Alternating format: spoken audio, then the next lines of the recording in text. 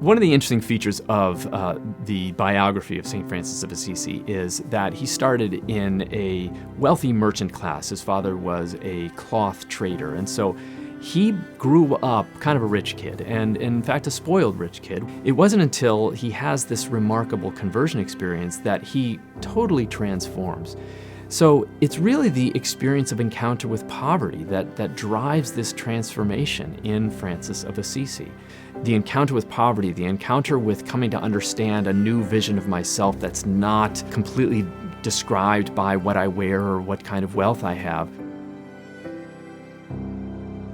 Encounter with poverty changes us, and it helps us to reorder our priorities, and especially it calls to mind Jesus' own love for the poor and reminder that the poor are those who are blessed by God, and those of us who are living in more developed areas of the world do well to not only remember that, but have regular contact with that reality in our lives.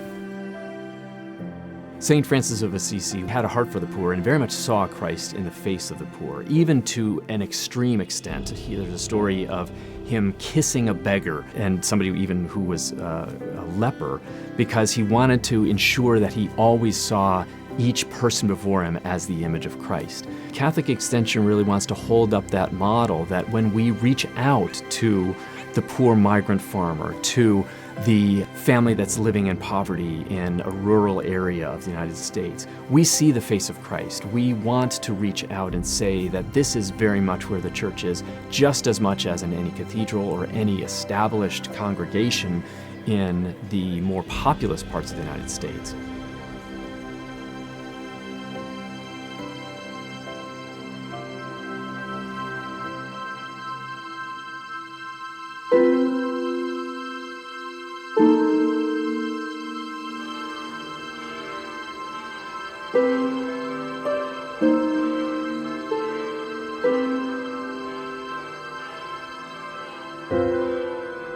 In the Church of St. Clare, Santa Chiara, you will find the famous San Damiano cross, in which St. Francis heard the voice of Jesus calling him to restore, rebuild, remake my church, to make it new.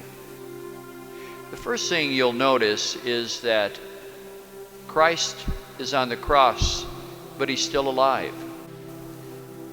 It's a reminder that Christ is in our midst, always speaking to us, telling us not to be afraid of the death that is a part of life.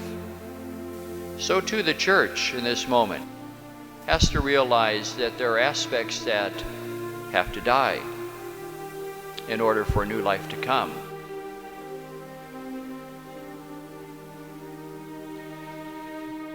The second thing that you'll notice is that Jesus is surrounded not just by Mary and the beloved disciple John, but a whole host of people.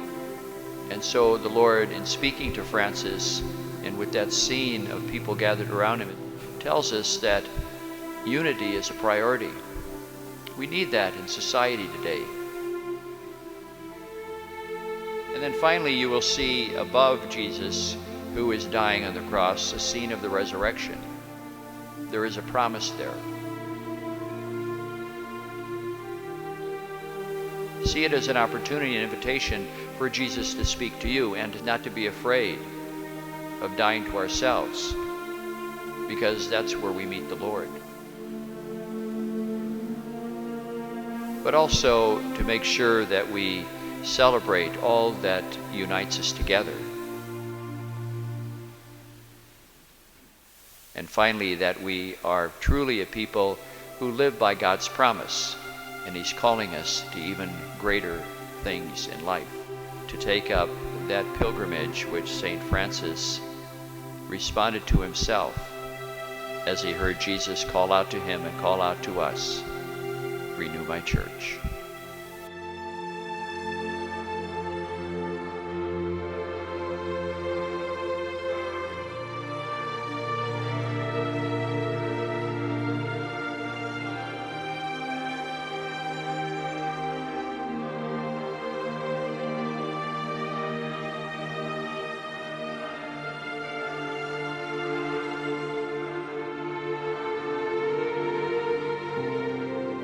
From St. Francis of Assisi came this wonderful image of rebuilding the church. And the rebuilding that Francis himself initially understood was that he was to rebuild a little church called the Porziuncola outside of Assisi. And so he physically rebuilt this little chapel, which still exists and is there to be seen, now covered by another larger basilica. But that image of rebuilding a church is something that Catholic Extension has been doing for years. In fact, most of its early efforts in rebuilding were of physical bricks and mortar churches. And one great example of that is in Hamburg, Arkansas. This is a place that had very, inadequate structures for their worship community. They had a chicken coop.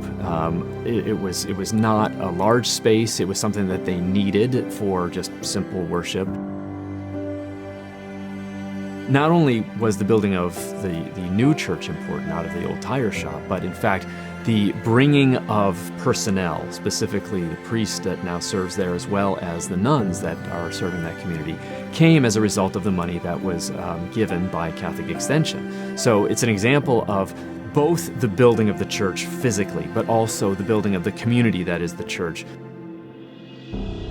So just as Francis of Assisi later came to understand the rebuilding of a chapel largely meant rebuilding of the church in its entire mission, so too Catholic Extension seeks to move from bricks and mortar to people, to populations served by the church.